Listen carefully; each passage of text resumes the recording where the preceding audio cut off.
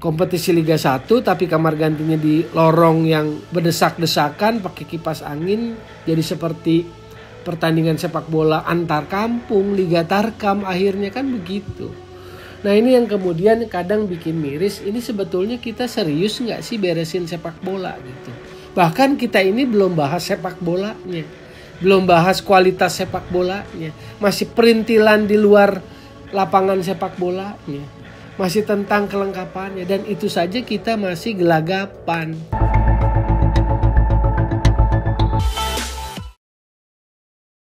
Oke, balik lagi di Gocek, Bung Toel.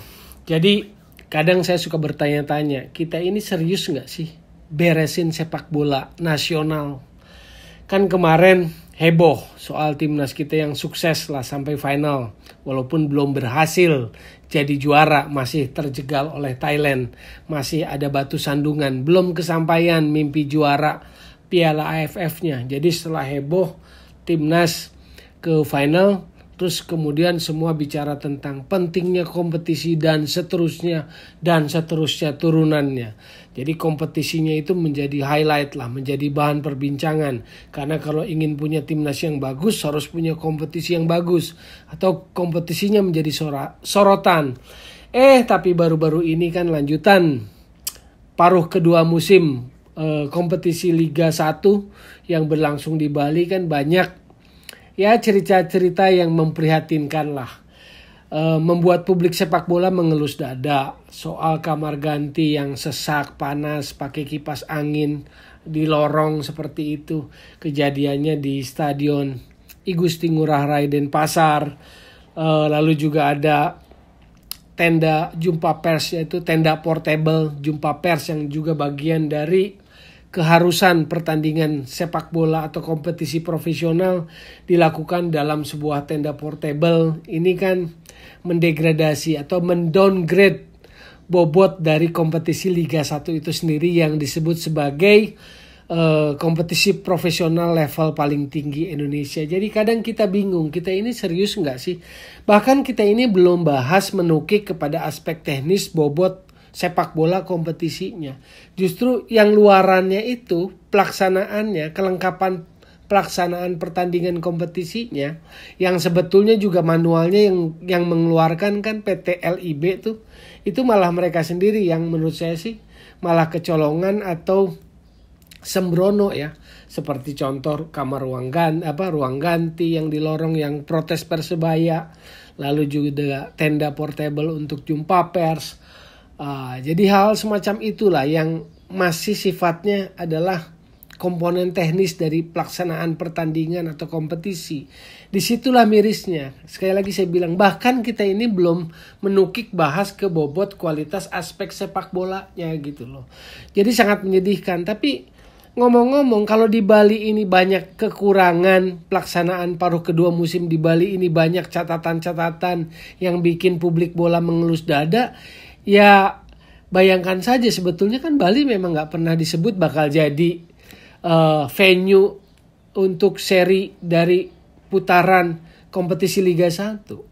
Coba aja cek jejak digitalnya sejak Mei tahun lalu, Mei 2021, tentang pelaksanaan kompetisi Liga 1. Kan dengan jelas-jelas berbagai media mengutip baik itu pernyataan PSSI maupun pernyataan PT LIB bahwa kompetisi Liga 1 akan digelar dengan sistem bubble to bubble, disentralisasikan di Pulau Jawa. Jadi nggak ada itu skenario sejak awal PT LIB maupun PSSI kompetisi Liga 1 digelar di luar Pulau Jawa. Semuanya di Pulau Jawa disentralisasikan. Tapi tiba-tiba paruh kedua ini di Bali dengan segala tadi itu ketidaksiapannya, compang-campingnya, atau tidak sesuai dengan bobot Liga 1-nya seperti itu. Jadi karena memang seperti tiba masa tiba akal, atau ada skenario lain sehingga tiba-tiba Bali masuk dalam rencana, dalam venue, ditetapkan sebagai venue untuk paruh musim. Karena cek aja balik lagi sejak Mei tahun lalu atau pertengahan tahun lalu beritanya adalah kompetisi Liga 1 digelar sistem bubble to bubble, disentralisasikan di Pulau Jawa. tersebar di 24 stadium. Bahkan dengan jelas di situ kan dibagi tuh pembagiannya. Seri 1 DKI, Banten, Jabar. Seri 2 Jateng. Seri 3 Jatim. Seri 4 balik lagi Jatim. Seri 5 Jateng. Seri 6 balik lagi ke DKI, Banten, Jabar. Nggak disebut tentang Bali. Lalu tiba-tiba Bali nongol di awal tahun ini. Ini kan sesuatu yang dadakan. Artinya tiba masa tiba akal, dan ini yang bikin prihatin. Kompetisi liga profesional kesannya tiba masa tiba akal. Ya pasti ada yang bantah juga nggak tiba masa nggak tiba akal, karena sejak pertengahan Desember isu tentang Bali jadi tuan rumah atau venue paruh kedua musim dari Liga 1 sudah didengungkan.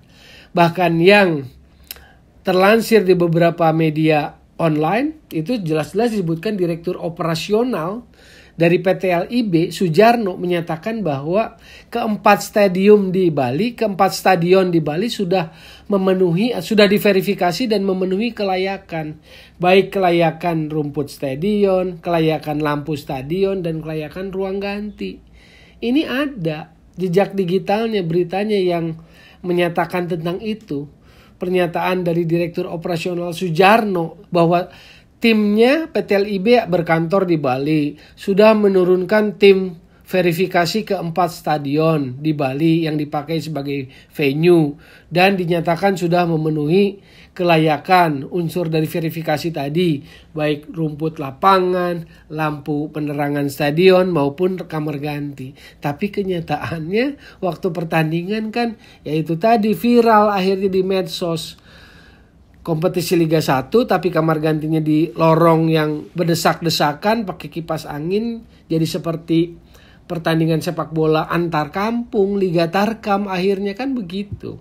Nah ini yang kemudian kadang bikin miris, ini sebetulnya kita serius nggak sih beresin sepak bola gitu. Bahkan kita ini belum bahas sepak bolanya, belum bahas kualitas sepak bolanya, masih perintilan di luar lapangan sepak bolanya, masih tentang kelengkapannya, dan itu saja kita masih gelagapan. Itulah apa yang ingin saya sampaikan, keprihatinan yang saya mau sampaikan pada saat ini lewat Gocek Bung Toel tentang apa yang terjadi dalam hitungan, sebetulnya hanya hitungan minggu. Di satu momen kita euforia, heboh karena timnas lolos ke final, bahasan, ulasan, pentingnya kompetisi, mendukung tim nasional. Tapi begitu kompetisi dijalankan lagi Liga 1, ya beritanya berita yang seperti itu. Tenda portable, jumpa pers, kayak kompetisi ini kompetisi kaleng-kaleng gitu loh.